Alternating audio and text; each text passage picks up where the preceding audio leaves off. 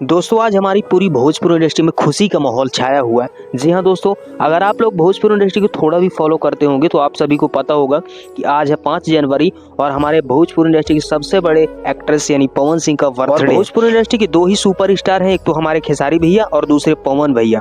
तो दोस्तों हम चाहते हैं कि क्यों ना आज पवन सिंह और खेसारी भैया की दुश्मनी को भूलकर हम पवन भैया को बर्थडे विश करते हैं। हालांकि खेसारी भैया अपने फेसबुक प्रोफाइल पर बर्थडे विश कर दिए हैं। खेसारी पवन भैया को आप लोग देख सकते हैं क्या कुछ लिखा है, पढ़ने में मेरे को टाइम लगेगा। बहुत ही अच्छे शब्दों का प्रयोग किया खेसारी भैया ने और बहुत ही ज़्यादा अच्छा लगा दोस्तों। और पवन भैया को हमारी ओर से बर्थडे की ढेर सारी शुभकामनाएं।